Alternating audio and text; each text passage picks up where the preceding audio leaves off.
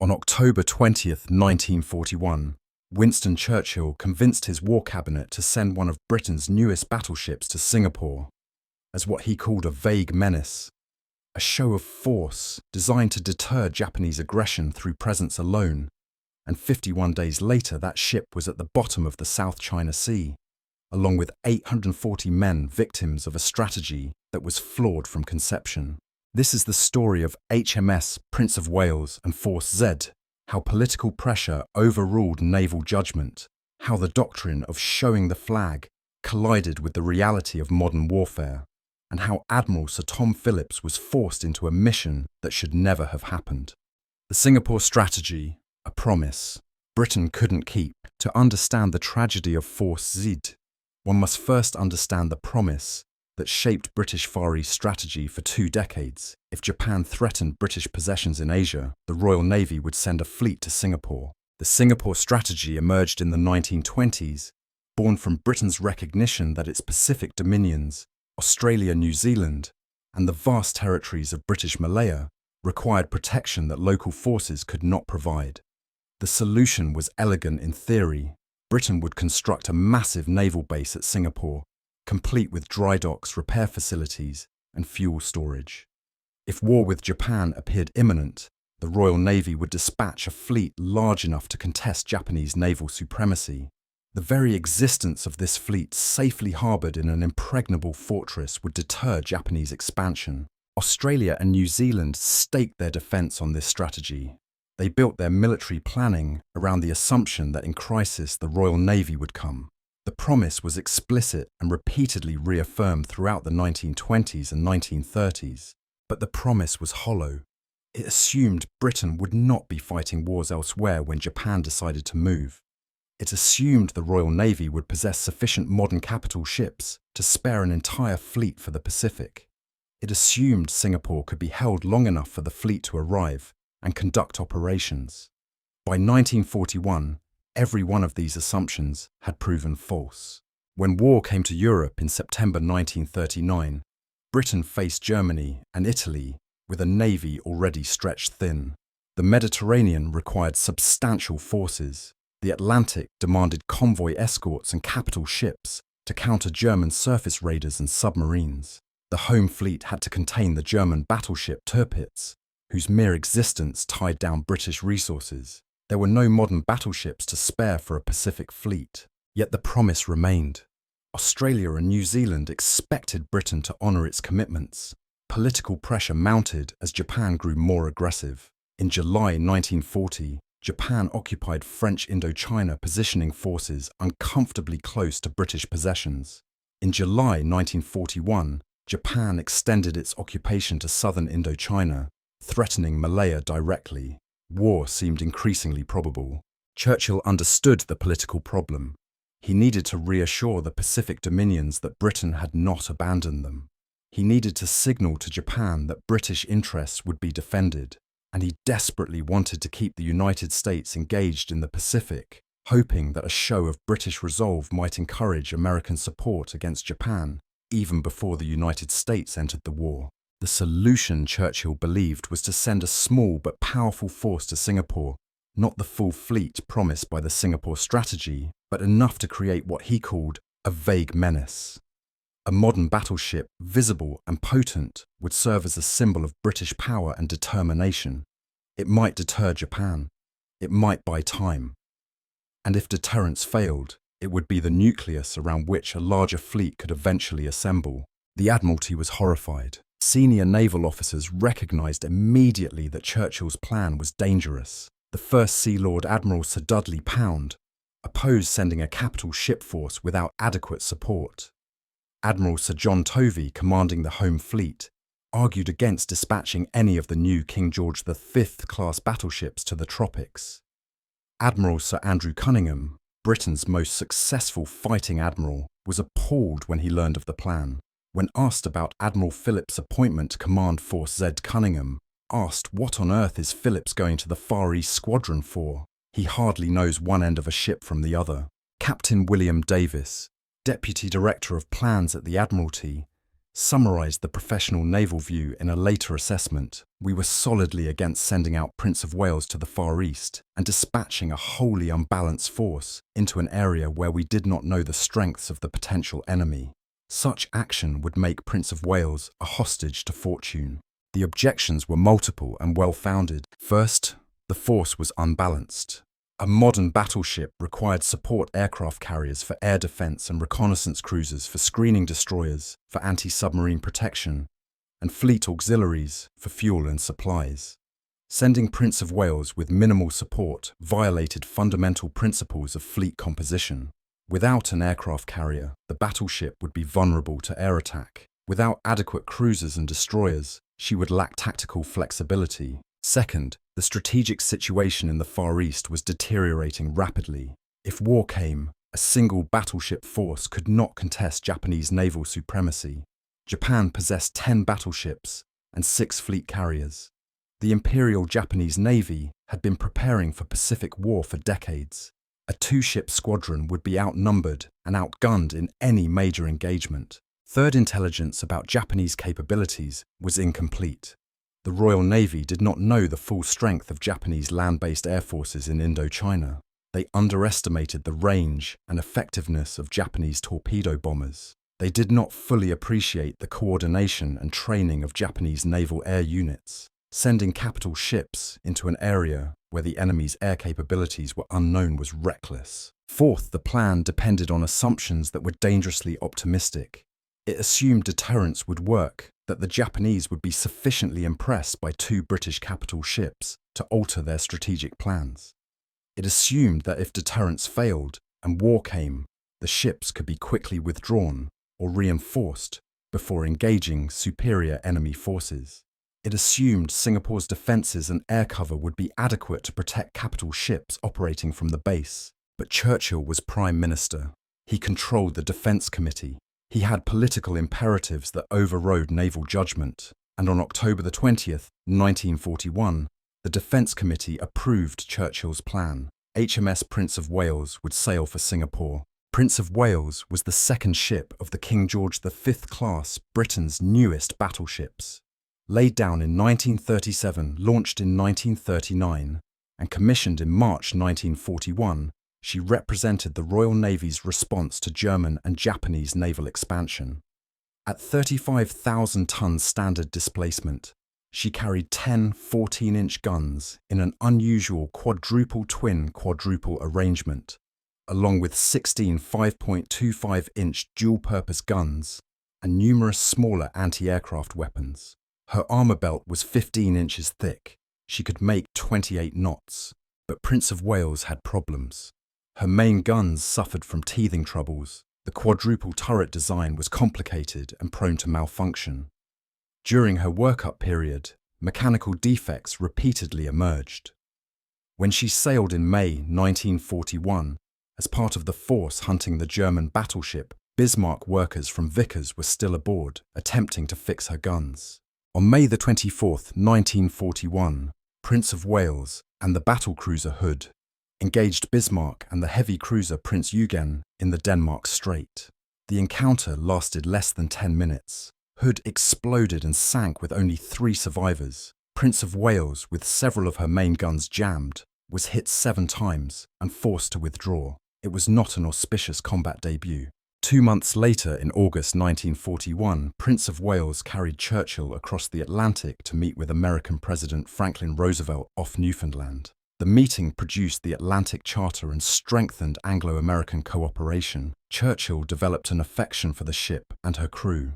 The vessel's symbolic value was established. When Churchill later decided which modern battleship to send to Singapore, he chose Prince of Wales partly because of this connection. In October 1941, Prince of Wales was undergoing repairs and modifications. Her guns were being fixed.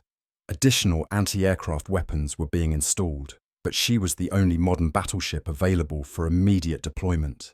The Nelson-class ships were unavailable. HMS King George V could not be spared from the home fleet. The older Revenge-class battleships were too slow and too vulnerable to be useful. On October 25, 1941, Prince of Wales sailed from Greenock, Scotland destination the Indian Ocean. She was accompanied by two destroyers, HMS Electra and HMS Express. Her mission was deliberately vague. Churchill wanted her presence to be noted. The Admiralty had authorised her to proceed to Cape Town, where a review would determine whether she would continue to Singapore. The review never happened.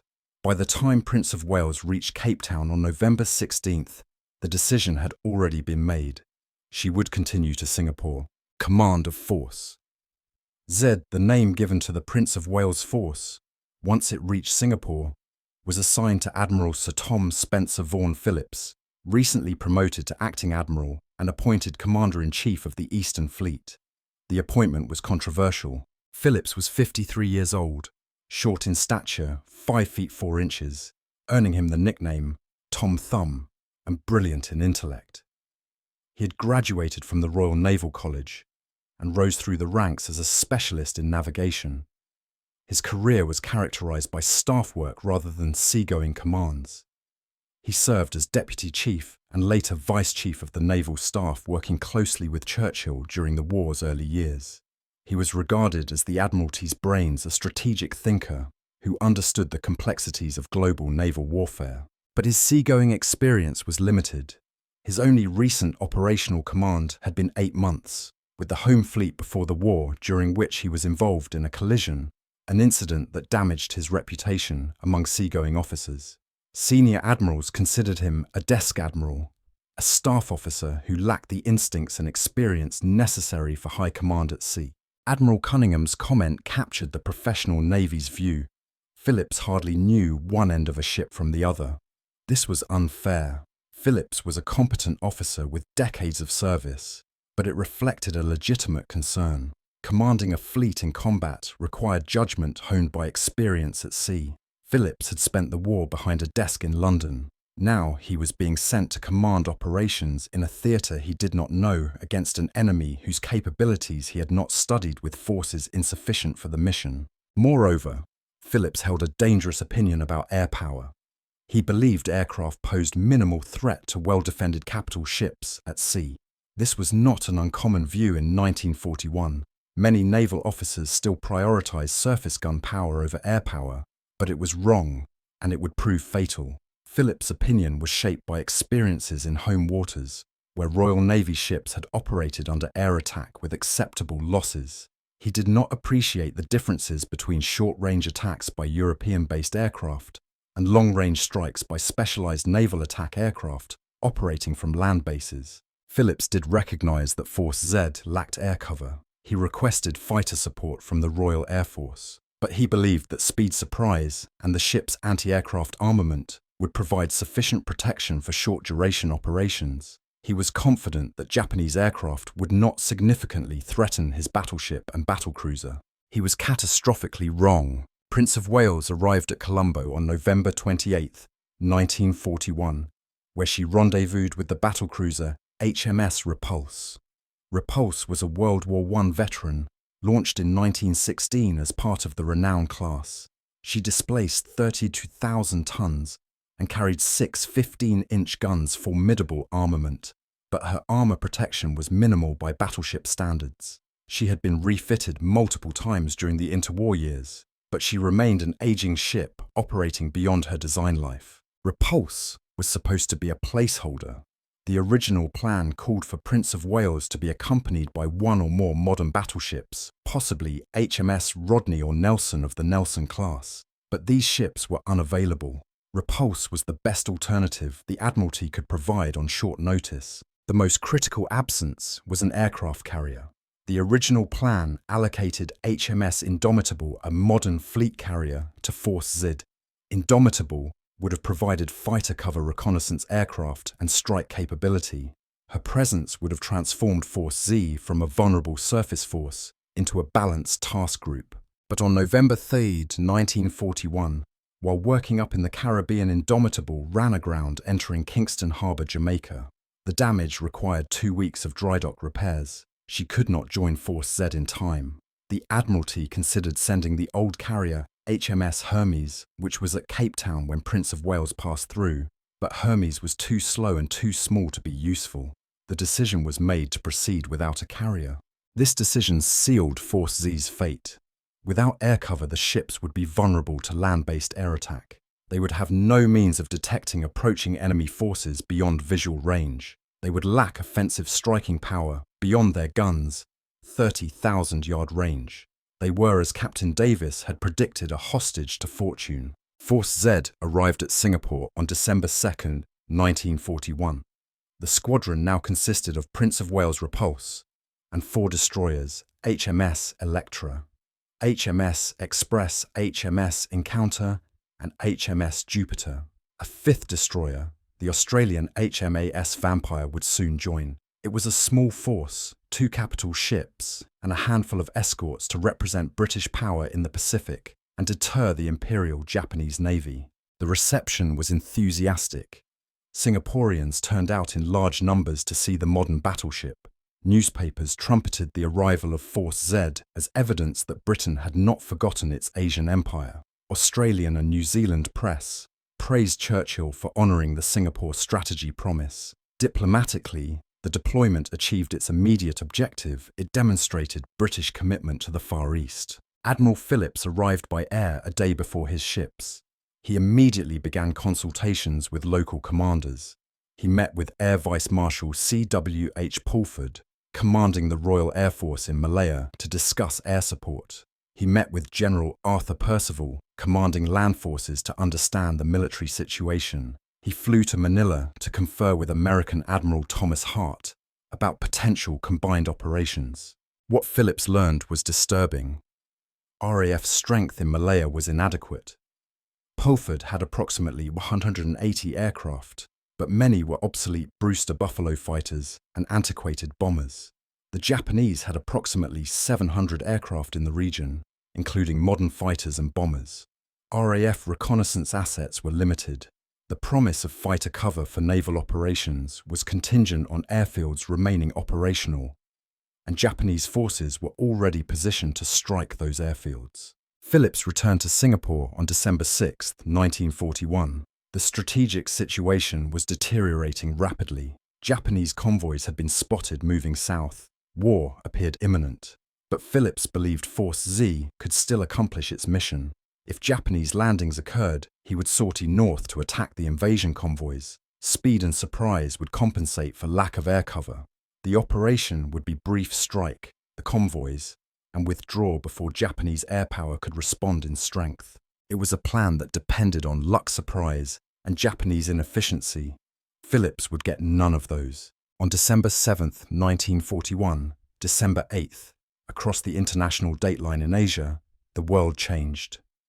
At 07:55 Hawaii time, Japanese carrier aircraft struck the US Pacific Fleet at Pearl Harbor, sinking or damaging 8 battleships and killing more than 400 Americans.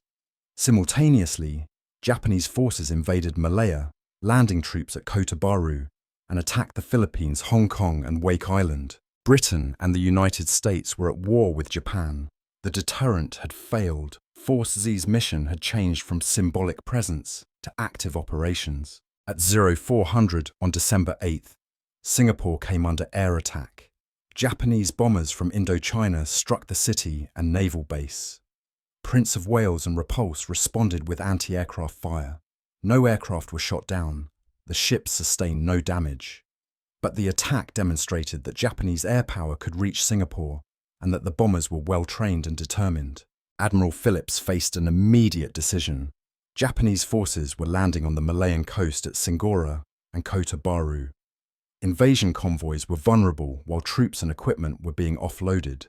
If Force Z could strike these convoys, it might disrupt the invasion and inflict significant casualties. The opportunity would exist for only a brief window, perhaps 24 to 36 hours before the convoys dispersed or withdrew. Phillips consulted with his staff and captains. He knew the risks. Japanese air power in Indochina was substantial. Force Z would have no carrier support. RAF fighter cover would be limited. The northern airfields were already under attack. Reconnaissance would be minimal. The operation would require Force Z to steam 400 miles north into waters controlled by Japanese air power, conduct a surface attack, and withdraw before being overwhelmed. But Phillips believed he had no choice. The Royal Air Force and British Army were fighting for their lives. The Royal Navy could not remain at anchor while other services engaged the enemy. It was a question of tradition, duty, and simple professional honour. Phillips signalled his departure message. "We are out looking for trouble, and no doubt we shall find it." At 17:35 hours on December 8, 1941, Force Z departed Singapore. The squadron consisted of Prince of Wales Repulse and 4 destroyers, Electra Express, Vampire, and Tenedos. Course was set northeast, passing east of the Anamba Islands, to avoid minefields, then north toward the Gulf of Thailand, where the Japanese invasion convoys were operating. Phillips's plan was straightforward. Force Z would approach the invasion area during darkness. At dawn on December the 10th, they would strike the convoys with gunfire, then withdraw at high speed to the south before Japanese air power could respond. Surprise was essential. If Force Z was detected during the approach, Phillips would abort the operation and return to Singapore. RAF reconnaissance aircraft would search ahead of Force Z on December the 9th, providing information about Japanese dispositions. Fighter cover would be available at Singora on December 10th if Phillips requested it, though. This promise was equivocal given the deteriorating situation at the northern airfields. Phillips maintained radio silence during the voyage, a standard procedure designed to prevent Japanese direction finding from detecting the force. The plan was aggressive, risky, and potentially effective if everything worked perfectly. But naval operations rarely work perfectly, and Force Z was about to encounter a catastrophic series of failures. At 0229 on December the 9th, Force Z was sighted by Japanese submarine I-65, approximately 140 miles southeast of the tip of French Indochina. The submarine's report reached Japanese headquarters in Saigon within an hour. Vice Admiral Matsunaga Sadaichi, commanding the 22nd Air Flotilla, immediately began preparations for a major strike. 3 air groups, Genzan, Kanoya, and Mihoro, were placed on alert. Crews were briefed. Aircraft were armed with bombs and torpedoes. But the Japanese lost contact with Force Z after the initial sighting. Reconnaissance aircraft searched through the day without relocating the British ships. Matsunaga kept his strike forces ready, but he could not launch without a confirmed target location. On Prince of Wales, Phillips was unaware of the submarine contact. He continued north through December the 9th, expecting to reach the invasion area by the morning of December 10th. At 0629, destroyer Vampire reported sighting an enemy aircraft, but it did not approach closely and was soon out of sight. The situation was beginning to unravel. Phillips had been promised RAF reconnaissance on December the 9th to update him on Japanese positions. The reconnaissance did not arrive. The aircraft were diverted to other missions as the invasion intensified. Phillips was operating blind, without knowledge of Japanese dispositions. At 12:55, a signal reached Force Z from the Chief of Staff in Singapore. Owing to the military situation, fighter protection off Singora on December 10th would not be possible. The northern airfields were under heavy attack. RAF resources were committed to defending the airfields and supporting ground forces. Force Z would have to operate without fighter cover. Phillips pressed north. He had come too far to turn back without accomplishing something. But at 1810, another Japanese reconnaissance aircraft spotted Force Z. This time, the sighting was clear and precise. The Japanese pilot radioed the position, course, and composition of the British force. Matsunaga now knew where Force Z was and could plan his strike. Phillips made a difficult decision. He had lost surprise. The Japanese knew his position and would be waiting for him if he continued north. Without air cover and without surprise, steaming into the Gulf of Thailand would be suicidal. At 20:15 on December the 9th, Phillips altered course to the southwest, heading back towards Singapore. But he had not given up on accomplishing something. At 0052 on December 10th, a signal reached Prince of Wales. Enemy reported landing Kuantan latitude 03 to 50 north. Kuantan was on the Malayan coast, approximately 180 miles north of Singapore. If Japanese forces were landing there, Force Z could intercept them. The target was much closer than Singora, reducing exposure to air attack. It was worth investigating. Phillips altered course toward Kuantan. He detached the destroyer Tenedos to proceed independently to Singapore. The destroyer was low on fuel and could not keep up. Force Z now reduced to 2 capital ships, and 3 destroyers steamed west toward Kuantan at 25 knots. December 10, 1941. Death from the sky. Force Z arrived off Kuantan at 800 on December 10th. The destroyers searched the harbour and approaches. There were no Japanese forces, no invasion fleet, no landing craft. The report had been false, possibly based on a misidentification or confused intelligence. Force Z had diverted for nothing. At 0900, Phillips ordered the force to proceed south towards Singapore at 17 knots. He was now more than 50 miles from Kuantan, cruising in open water approximately 150 miles north of Singapore. The destroyers spread out in anti-submarine screen. The capital ships maintained anti-aircraft watch. Crew readiness was high. Everyone knew Japanese aircraft were in the area. But Phillips made a critical error. He did not break radio silence to inform Singapore of Force Z's position and lack of air cover. He assumed incorrectly that Singapore would automatically provide fighter cover if Force Z ran into trouble. This assumption was based on standard Royal Navy procedures in home waters, where air-sea coordination was routine. But Singapore was not home waters. Communications were poor, coordination between services was inadequate, and the RAF was fighting for survival. At 1000, Destroyer Express reported an unidentified aircraft. Minutes later, lookouts spotted a formation at high altitude. At 10:15, a Japanese reconnaissance aircraft from the 22nd Air Flotilla located Force Z and radioed precise position and course. Matsunaga launched everything he had.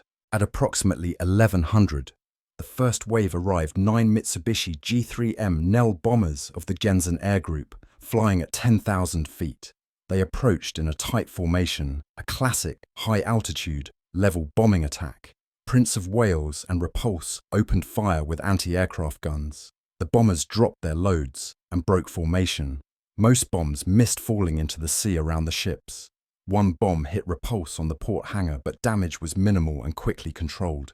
The high-altitude bombing had served its purpose. It forced the ships to maneuver, breaking their formation, and pinpointed their exact location for the torpedo bombers following behind. At 11:13, the second wave attacked 9 Mitsubishi G4M Betty torpedo bombers of the Kanoya Air Group. They came in low and fast, splitting into 2 groups to attack from opposite sides. Prince of Wales and Repulse maneuvered violently, turning to comb the torpedo tracks. Anti-aircraft fire was intense. 1 bomber was shot down. The others pressed home their attacks. Repulse avoided all torpedoes. Her captain, William Tennant, handled the aging battlecruiser superbly, turning into the attacks and dodging the weapons with minimal margin. Prince of Wales was less fortunate. At 11:44, a torpedo struck her port side aft. The explosion destroyed the port outer propeller shaft and damaged the steering gear. The shaft whipped through adjacent compartments, tearing open the hull. Water flooded into the after machinery spaces. The port inner shaft also jammed. Prince of Wales lost half her propulsion and her steering capability. Captain John Leach ordered damage control parties to contain the flooding and repair the steering. Engineers struggled to restore power, but the damage was catastrophic. Prince of Wales began listing to port. Her speed dropped to 15 knots. She was barely maneuverable, relying on engines for steering. She was a wounded giant, unable to flee or fight effectively. More aircraft were coming. From 1200 to 1230, wave after wave of torpedo bombers struck Force Z. Repulse was attacked repeatedly by Genzen Air Group aircraft. For nearly half an hour, Captain Tennant dodged torpedo after torpedo, turning the ship in violent maneuvers that threw men off their feet. The crew watched torpedoes pass mere feet from the hull. It seemed impossible that Repulse could continue avoiding them. At 12:23, Repulse's luck ran out. 4 torpedoes struck in rapid succession, 1 forward, 3 amidships and aft. The explosions tore massive holes in the battlecruiser's lightly armoured hull. Water rushed into multiple compartments. The list increased rapidly. Within minutes, it was clear Repulse was doomed. At 12:30, Captain Tennant ordered "Abandon ship." Crew members scrambled overboard as Repulse heeled further to port. At 12:33, the battlecruiser capsized and sank. 513 men went down with her. Destroyers moved in immediately to rescue survivors, pulling men from the oil-covered water. Prince of Wales continued to fight. Unable to maneuver effectively, she had become a stationary target. More torpedo bombers attacked. At least 3 additional torpedoes struck the battleship. Fires raged. The list increased. Water flooded deeper into the hull. Admiral Phillips and Captain Leach remained on the bridge, attempting to coordinate damage control and anti-aircraft fire. At 12:10, Prince of Wales hoisted the signal, "Not under control." Destroyer Express came alongside to offer assistance, but there was little she could do. The battleship was dying. At 12:50, the order was given to abandon ship. Crew members jumped into the water or climbed onto destroyers that had pulled alongside. Admiral Phillips and Captain Leach remained aboard. They were last seen standing on the bridge as Prince of Wales rolled to port. At 13:18, the battleship capsized and sank. 327 men were lost, including Phillips and Leach. Phillips became the highest-ranking Allied officer killed in action during World War II. The entire action lasted less than 3 hours. Japanese aircraft had sunk 2 capital ships without losing a single aircraft to anti-aircraft fire. It was the first time in history that capital ships underway at sea had been sunk exclusively by air attack. The Japanese had demonstrated that land-based air power could dominate even the most heavily armed surface warships if those ships lacked air cover. Survivors were pulled from the water by destroyers Electra Vampire and Express. Of 921 men who had sailed with Force Z-2081 survived. They were coated in fuel oil, many were injured, and all were in shock. Destroyers landed them at Singapore late on December 10th. News of the disaster reached London while Churchill was in bed. He later wrote, "In all the war, I never received a more direct shock. As I turned over and twisted in bed, the full horror of the news sank in upon me. There were no British or American capital ships in the Indian Ocean or the Pacific, except the American survivors of Pearl Harbor, who were hastening back to California. Over this vast expanse of waters, Japan was supreme, and we everywhere were weak and naked. The loss of Force Z had immediate strategic consequences. Singapore's naval defense collapsed. The British Eastern Fleet effectively ceased to exist. Japanese naval forces had complete freedom of action across Southeast Asia. The invasion of Malaya continued unopposed from the sea. Hong Kong, the Philippines, and the Dutch East Indies were isolated and would fall in turn. Australia and New Zealand were exposed to potential invasion. Politically, the disaster was devastating.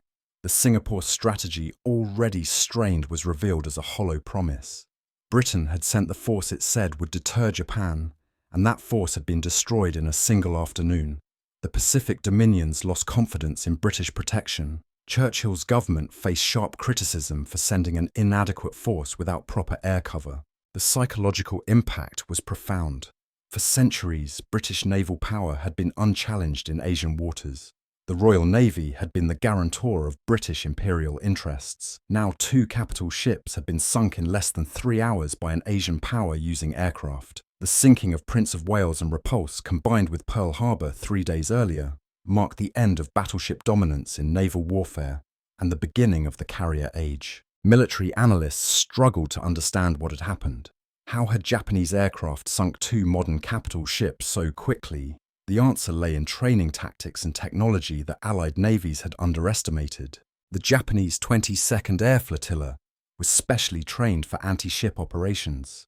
Pilots had practiced torpedo attacks at altitudes below 100 feet, learning to launch torpedoes in coordinated attacks from multiple directions. They had trained in long-range over-ocean navigation. Their aircraft, the G-3M Nell and G-4M Betty, had the range to operate 400 miles from base, far beyond what Allied intelligence had estimated. Their torpedoes were reliable and powerful. Their tactics emphasized coordinated waves to overwhelm defenses. The Japanese had been preparing for exactly this scenario.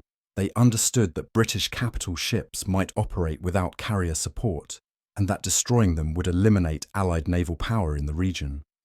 They had the aircraft training and tactics to accomplish the mission.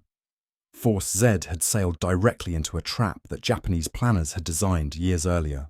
Who was responsible for the loss of Force Z?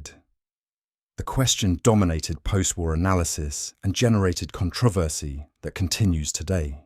Churchill was responsible for the fundamental strategic decision. He pushed the deployment over Admiralty objections. He prioritized political and diplomatic considerations over military effectiveness. He insisted on sending Prince of Wales despite warnings that the force was unbalanced and inadequate. He created the conditions that made the disaster possible. But Churchill also had legitimate reasons for his decision. Political pressure from Australia and New Zealand was intense. The need to demonstrate British commitment to the Far East was real. The hope that a show of force might deter Japanese aggression was reasonable given the information available in October 1941. And Churchill expected that Prince of Wales would be part of a larger fleet, not an isolated force operating alone. The loss of carrier Indomitable and the outbreak of war before reinforcements arrived were factors Churchill could not control. The Admiralty bears responsibility for failing to prevent the deployment or insist on adequate support. First Sea Lord Pound opposed the plan but did not fight hard enough to stop it. The planning was inadequate. Intelligence about Japanese air capabilities was incomplete. The decision to proceed without a carrier was reckless. The Admiralty knew the force was unbalanced, but allowed political pressure to override naval judgment. Admiral Phillips bears responsibility for his operational decisions. He chose to sortie on December 8th, knowing he lacked air cover. He continued operations after losing surprise. He maintained radio silence when he should have requested fighter support. His belief that aircraft were not a serious threat to capital ships was dangerously wrong. His failure to understand the coordination problems between Navy and RAF contributed to the disaster. But Phillips also faced an impossible situation. He commanded inadequate forces in a theatre that could not be defended. He was under political and military pressure to act. The Royal Air Force and Army were fighting desperately. The Navy could not remain passive. His decision to sortie was consistent with Royal Navy tradition and doctrine. His tactical execution was reasonable given the information available. He went down with his ship, paying with his life for his decisions. The institutional failure was systemic.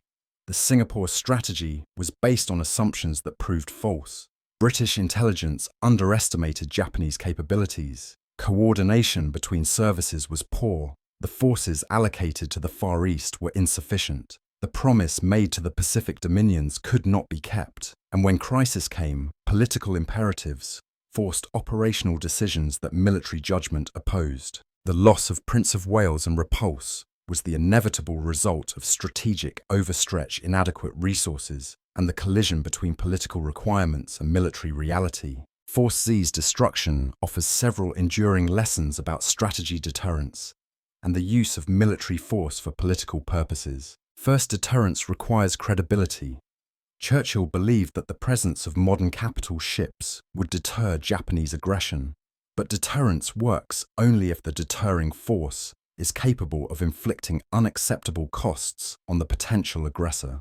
Force Z was too small to threaten Japanese strategic objectives. Two capital ships, however modern, could not contest Japanese naval superiority or prevent Japanese expansion. The Japanese correctly assessed that Force Z posed no serious obstacle to their invasion plans. Second, symbolic gestures cannot substitute for military capability. Showing the flag works in peacetime or against weaker opponents. Against a peer or near-peer adversary, symbols are meaningless. The Japanese were not impressed by Prince of Wales's arrival. They had planned for exactly this contingency and had the forces to deal with it. Deterrence requires not just presence, but overwhelming capability. Third, unbalanced forces are vulnerable forces. Sending capital ships without air cover into an area where the enemy had air superiority was a fundamental violation of military principles. The omission of carrier support, whether due to Indomitable's grounding or deliberate decision, created a critical vulnerability that Japanese air power exploited decisively.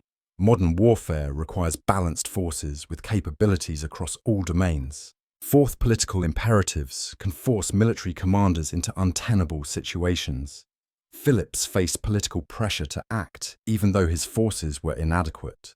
He could not remain at Singapore while British forces fought on land and in the air. Professional military honour and political expectations forced him to sortie, but honour and expectations cannot overcome material inadequacy. When politics forces military action, that military judgment opposes disaster often follows. Fifth, intelligence failures have strategic consequences. British underestimation of Japanese air power, the range effectiveness and training of land-based torpedo bombers directly contributed to Force Z's loss. Intelligence services had information about Japanese capabilities, but either did not disseminate it effectively or analysed it incorrectly.